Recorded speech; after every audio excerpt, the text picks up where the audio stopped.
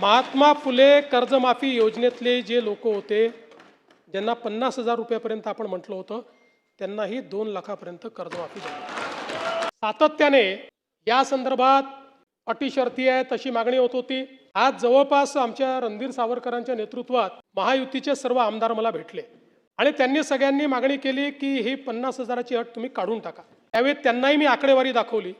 मी त्यांना सांगितलं अट काढल्याने आमच्यावर 3-4 हजार कोटीचा भुर्दंड येईल, फार येईल असं नाही, 4,000 कोटीचा येईल, 5,000 कोटीचा येईल, पण शिस्तीचा भाग म्हणून आणलेली आहे। मी त्यांना दाखवलं की समजा 1 लाखापर्यंत नेली तर 2 लाख शेतकरी असे राहतात की ज्यांच्यावर त्या ठिकाणी त्यांना याचा फायदा मिळत नाही, पण तरी देखील सगळ्यांचं मत होतं की 2 लाख शेतकरी का सोडता।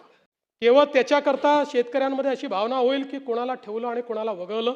त्यामुळे आर्थिक शिस्त सांगत होतो आणि ते लोक मला हे सांगत होते की आपण व्यापक विचार केला पाहिजे आणि शेवटी लोकशाही आहे, त्यामुळे लोकशाहीमध्ये त्यांचा व्यापक विचार मी मान्य केला। आणि आता हे जे महात्मा फुले कर्जमाफी योजनेतले जे लोक होते ज्यांना 50,000 रुपयापर्यंत आपण म्हटलं होतं त्यांनाही 2 लाखापर्यंत कर्जमाफी झाली। त्यासोबत 26-27चा जो नियम आहे तोही वगळण्यात येईल।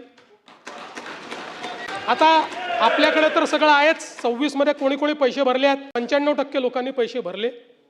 त्यामुळे आता त्याच्या आधीच्या 3 वर्षातले कुठलेही 2 वर्ष ज्यांनी रेग्युलर भरलेले आहेत ते सगळे लोक याकरता पात्र होतील।